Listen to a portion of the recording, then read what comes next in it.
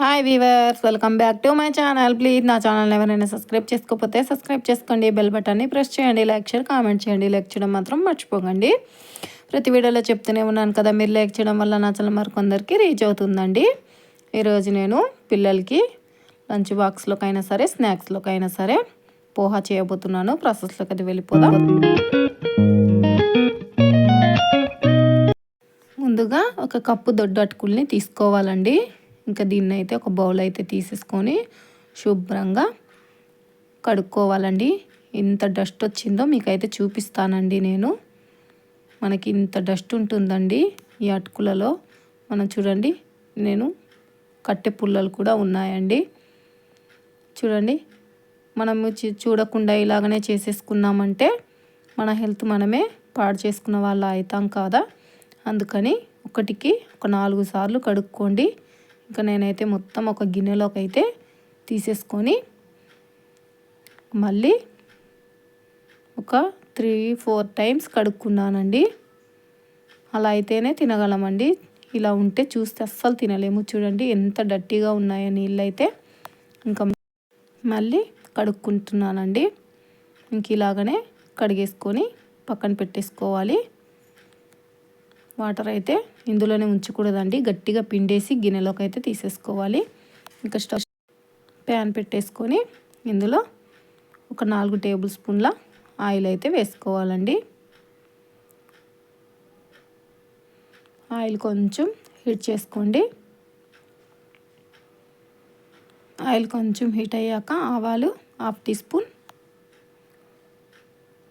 జీలకర్ర 1/2 tea spoon, ఇవి కొంచెం నూనెలో చిటపటలాడాలండి.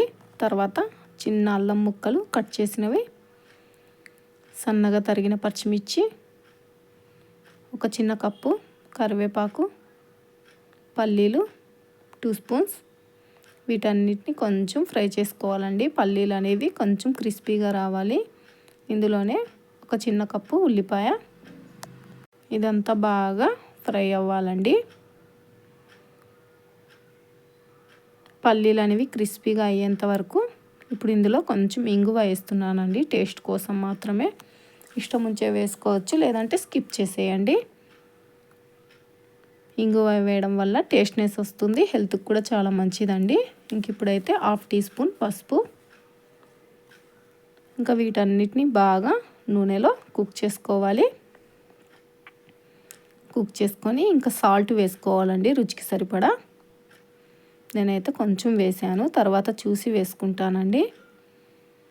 పిల్లలకి లంచ్ బాక్స్కైనా సరే, స్నాక్స్కైనా సరే, దేనికైనా సరే మనం టిఫిన్ కూడా బాక్స్ వేయొచ్చండి. ఇంక ఇప్పుడైతే అటుకుల్ని నీళ్లు పిండేసి పెట్టుకున్నాను కదా, దానికి కూడా వేసేస్తున్నాను. ఇంకా మొత్తం ఒక్కసారి అయితే కలిపేసుకోండి. బయట వాళ్ళు ఎలా చేస్తారో మనకు తెలియదు కదండి. ఇంకా మనం ఇలా ఇంట్లోనే హెల్తీగా ఇంట్లోనే చేసుకుంటే చాలా సూపర్గా ఉంటుందండి. మనకి కొంచెం అనుమానం కూడా అనిపించదండి. ఇది బాగా కలిపేసుకోవాలి. కొంచెం పసుపు తక్కువ ఉన్నట్టు కనిపిస్తుంది కదా, లేదండి, ఇంకా ఉప్పు కొంచెం తక్కువైందండి. ఇంక ఇప్పుడు ఇది కూడా మొత్తం కలిపేసుకోవాలి.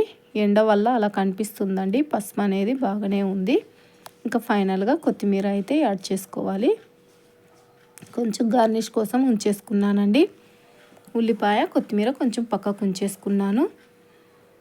ఇంక ఇప్పుడైతే స్టవ్ ఆఫ్ చేసేసి సర్వింగ్ ప్లేట్లోకి అయితే తీసేసుకుందామండి.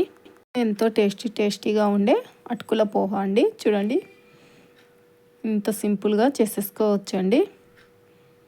టిఫిన్కి కూడా చాలా బాగుంటుందండి. పొద్దున్నే ఏం చేయాలని ఆలోచించకుండా ఒక 5 మినిట్స్లోనే అయిపోతుందండి, తొందరగానే. ఇంక ఇలా ప్లేట్లోకి తీసేసుకొని, నేనైతే నిమ్మకాయ వేయడం మర్చిపోయినానండి. మీరైతే వేసుకోండి, లేదంటే స్కిప్ చేసేయండి. నిమ్మకాయ లేకున్నా కూడా టేస్ట్ బాగుంటుందండి.